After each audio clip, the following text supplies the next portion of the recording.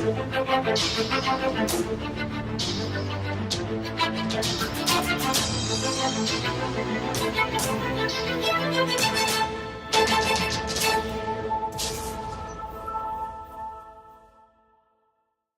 you Google something like FDA attacks walnut producer, you'll come across a page just like this. Now this page is exactly from the FDA's website, and you're going to see their wording on here, and the situation is a great example of how things work behind the scenes and why natural foods don't have the reputation they deserve and their role in the prevention of disease and sometimes even the cure of disease, because the FDA has the final say-so on what is allowed to be said about the treatment or cure of disease. So if something isn't FDA approved, you can't even mention the fact that it's treating a disease, even if the treatment works. Even if the treatment works better than all of the other FDA approved methods, it doesn't matter. What matters is that the FDA approves it. And it's very expensive to get the FDA's approval. And because things like walnuts cannot be patented, they aren't likely to be approved because a person isn't going to be able to recoup their investment involved with getting the walnuts approved to treat a disease. So if you can't recoup your investment, you're probably not going to waste your money getting the FDA's approval. And the reason why you won't be able to recoup your money is because you can't patent it. If I spend a lot of money getting my walnuts approved by the FDA and showing them, hey, look, this really can be used to prevent heart disease, then even if it gets approved, the next guy, my competitor, who also produces walnuts, can also claim that his walnuts can be used in the treatment or the prevention of heart disease. So, even though I put up all the money to get the approval, there's no patent because it's natural, so therefore it's a free-for-all, and everyone else is going to be able to make the same claim, even though they didn't pay $1 for the approval.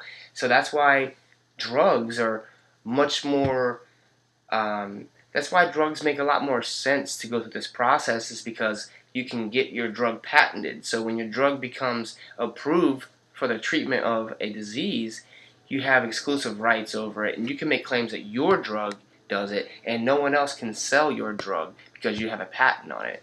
So again, look at this article, and I'm going to show you the absurdity and what's going on in our food and drug industry. So it says, based on the claims on your sites, we have determined that your walnut products are promoted for conditions that cause them to be drugs. So they're saying that because of what you say on your site, your walnuts are now drugs. And it says, here's an example of what they say. Omega-3s. Every time you munch a few walnuts, you're doing your body a big favor. Not a big deal. I don't see anything wrong with that. There's definitely not any insinuation that's going to cure disease or anything like that. But then what the walnut people were doing was spreading awareness.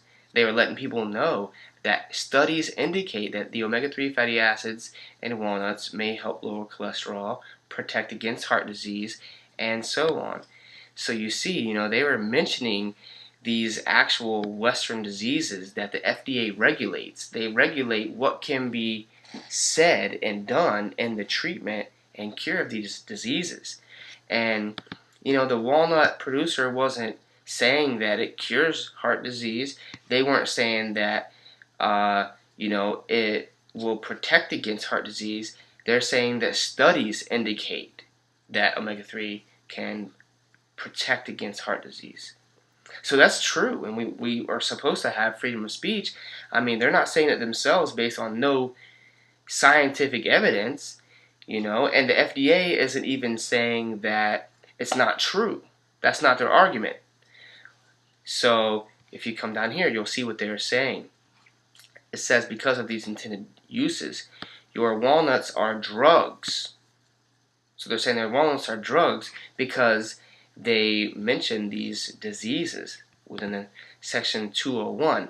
Now it also says that the walnuts are new drugs because they are not generally regarded as safe. Now what's interesting about that is that if you know about GMOs, you'll know that the GMOs were given GRAS status, and that is generally regarded as safe. So it's funny that Michael Taylor, former Monsanto attorney who has been going back and forth between the FDA and Monsanto, Michael Taylor is the epitome of the revolving door.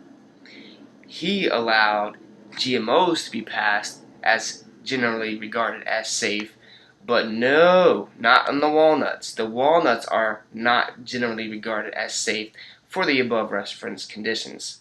So, I guess they're saying it's safe to eat walnuts, but it's not safe to eat walnuts if you have heart disease or, basically what they want is right here. This is what it all comes down to.